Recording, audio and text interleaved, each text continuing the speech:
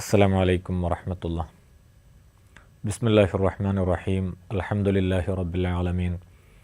അസ്സലാത്തു വസ്സലാമു അലാ സയ്യിദിൽ മുർസലീൻ വഅലാ ആലിഹി വസഹ്ബിഹി അജ്മഈൻ. അമ്മാ ബഅദ്. വിശുദ്ധ റമളാനിൻ്റെ പ്രത്യേകതകളിൽ ഏറ്റവും വിശേഷമായത് ഖുർആൻ അവതരിച്ച മാസമാണ് റമളാൻ എന്നതാണ്. എല്ലാ മനുഷ്യരുടെയും സർവ്വതല ജീവിതത്തിൻ്റെയും വെളിച്ചമായാണ് വിശുദ്ധ ഖുർആൻ അവതരിച്ചത്. കേവലം മുസ്ലിങ്ങളുടെ ആത്മീയ കാര്യങ്ങളുടെ ഗൈഡ് പുസ്തകമല്ല വിശുദ്ധ ഖുർആൻ. ഓരോ മനുഷ്യൻ്റെയും ജീവിതത്തിൽ സംഭവിക്കാൻ സാധ്യതയുള്ള ഇടപാടുകൾ, സ്വഭാവം, ചിന്തകൾ, സംസ്കാരങ്ങൾ തുടങ്ങി എല്ലാം ചേർന്നൊരു സമഗ്രമായ ഗ്രന്ഥമാണ് വിശുദ്ധ ഖുർആൻ. ഇന്നാ നഹ്നു നസ്സൽന ദിക്റ വ ഇന്നാ ലഹു ലഹാഫിളൂൻ. ഖുർആൻ തന്നെ അത് ഓർമ്മിപ്പിക്കുന്നുണ്ട്. തിരുത്തലുകളില്ലാതെ, കൂട്ടിച്ചേർക്കലുകളും ഒഴിവാക്കലുകളും ഇല്ലാതെ, മാറ്റമില്ലാതെ, അങ്ങനെ ഒരു മാറ്റത്തിന് ആവശ്യമില്ലാതെ ഇത്രയും നൂറ്റാണ്ടുകളായി തുടർന്നുകൊണ്ടിരിക്കുകയാണ് വിശുദ്ധ ഖുർആൻ. ഏറ്റവും നന്നായി ഖുർആൻ വായിക്കുകയും ഓർമ്മിക്കുകയും അതനുസരിച്ച് ജീവിക്കുകയും ചെയ്യുന്നവർ എല്ലാ കാലത്തും എല്ലാ തരം ജനങ്ങൾക്കും സ്വീകാര്യരും എല്ലാവരെയും ഒരേപോലെ കാണാൻ കഴിയുന്ന നല്ല ഹൃദയമുള്ള മനുഷ്യരുമായിരുന്നു എന്നത് ചരിത്രത്തിൽ നമ്മൾ വായിക്കുമ്പോഴാണ് ഖുർആൻ രൂപപ്പെടുത്തിയ സാമൂഹിക ക്രമത്തിൻ്റെ വിശാലതയെ നമുക്ക് മനസ്സിലാക്കാൻ കഴിയുന്നത്. ഖുർആൻ ഓതുന്നതിന് വലിയ മഹത്വമാണ് അള്ളാഹു കൽപ്പിച്ചിരിക്കുന്നത്.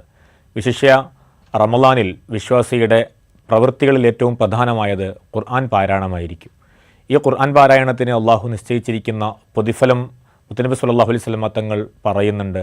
മൻ ഖറഅ ഹറഫൻ മിൻ കിതാബില്ലാഹ് ഫലഹു ബിഹി ഹസന. ഒരു ഹർഫ് ഖുർആനിൽ നിന്നും പാരായണം ചെയ്താൽ അവർക്ക് ഒരു പ്രതിഫലം ലഭിക്കും. ഒരു പ്രതിഫലം, ഒരു ഹസനത്ത് എന്ന് പറഞ്ഞാൽ അത് 10 പ്രതിഫലങ്ങൾക്ക് തുല്യമായിരിക്കും. എന്നാൽ ഖുർആനിൽ ആവർത്തിച്ചു വരുന്ന ചില വാക്കുകളുണ്ട്. അലിഫ് ലാം മീം പോലെയുള്ള സൂറത്തുകളുടെ തുടക്കത്തിൽ വരുന്ന ചില ഹർഫുകൾ.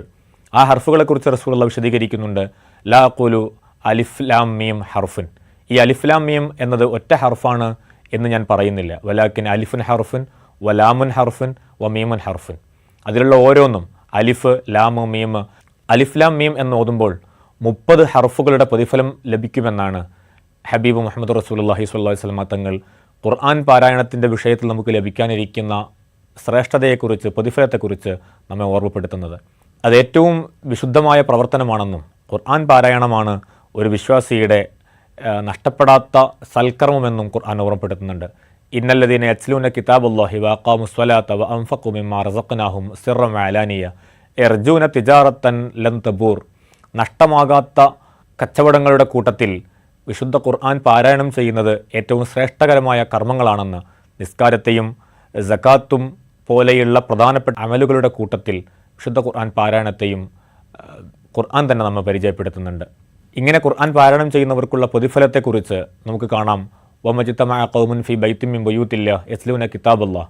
അള്ളാഹുവിൻ്റെ ഭവനത്തിൽ ഒരുമിച്ച് കൂടുകയും അവൻ്റെ ഖുർആൻ പാരായണം ചെയ്യുകയും അത് പഠിപ്പിക്കുകയും പഠിക്കുകയും ഒക്കെ ചെയ്യുന്നവർ ഇല്ലാ നസലത്ത് അലൈഹിമുസ് സക്കീന വഅശിയതുഹുമുർ റഹ്മ.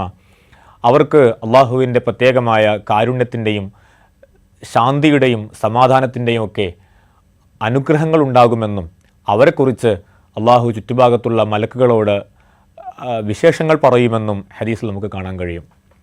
ഇത് സൂചിപ്പിച്ചുകൊണ്ടാണ് ഇമാമുൽ ബൂസ്വരി റളിയല്ലാഹു അൻഹു അവിടുത്തെ ഖസീദ ബുർദയിൽ നമ്മെ ഓർമ്മപ്പെടുത്തുന്നത്.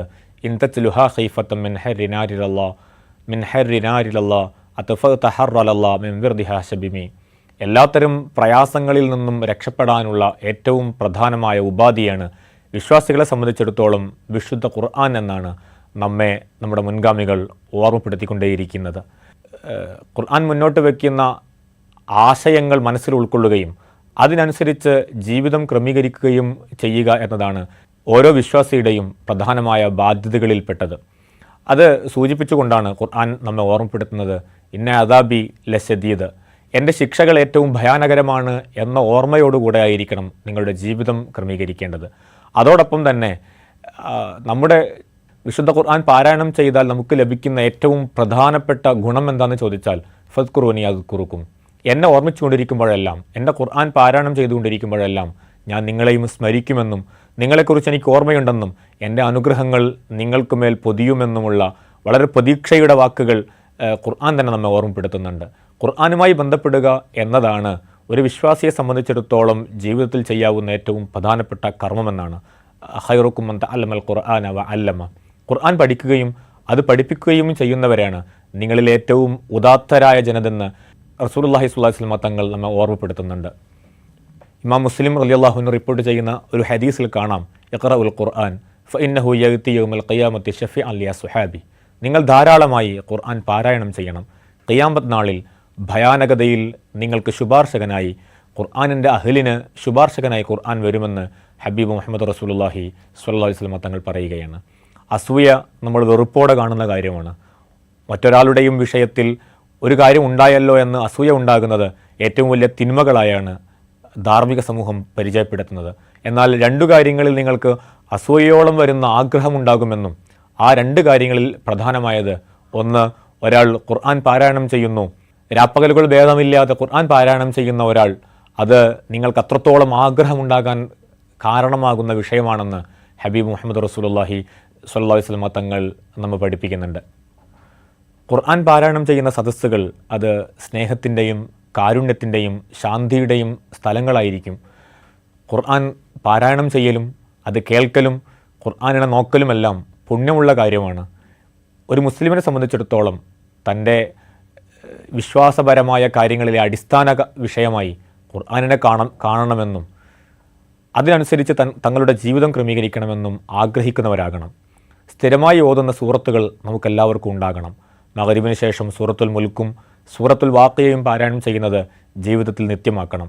മരണപ്പെട്ടവർക്ക് വേണ്ടി യാസീൻ സൂറത്ത് ഓതൽ, അതേപോലെ എല്ലാ ദിവസവും ചുരുങ്ങിയതൊരു 10 മിനിറ്റെങ്കിലും ഖുർആൻ പാരായണം ചെയ്യാൻ വേണ്ടിയുള്ള സമയം കണ്ടെത്തുകയും 40 ദിവസം കൂടുമ്പോഴെങ്കിലും ഒരു ഖത്മ് പൂർത്തിയാക്കുക നമ്മുടെ മുൻഗാമികളുടെ പതിവായിരുന്നു. ഇമാമുന ഷാഫി റളിയല്ലാഹു അൻഹുവിനെ കുറിച്ച് നമ്മൾ പഠിച്ചിട്ടുണ്ട്. വിശുദ്ധ ഖുർആൻ റമളാനിൽ 2 തവണ ഖത്മ് പൂർത്തിയാക്കുകയും റമളാൻ അല്ലാത്ത കാലത്ത് ഓരോ ദിവസവും ഓരോ ഖത്മുകൾ പൂർത്തിയാക്കുകയും ചെയ്യാറുണ്ട് എന്ന്.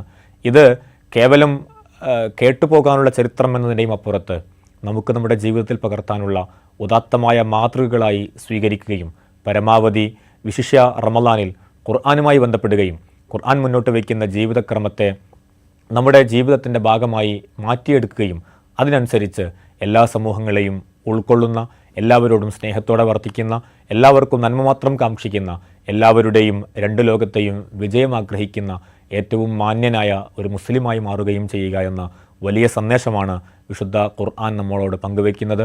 മാനവരാശിയുടെ വെളിച്ചമായ ഖുർആനിനെ സ്വന്തം ജീവിതത്തിൻ്റെയും തെളിച്ചമായി ഏറ്റെടുത്ത് ഇനിയുള്ള ജീവിതത്തിലും ഖുർആൻ നമ്മുടെ അടയാളമായി മാറ്റണമെന്ന് മാത്രം പ്രിയപ്പെട്ടവരോട് ഓർമ്മപ്പെടുത്തുന്നു. വാഖിറു ദഅ്വാനാ അൽഹംദുലില്ലാഹി റബ്ബിൽ ആലമീൻ. അസ്സലാമു അലൈക്കും വറഹ്മത്തുള്ളാഹി.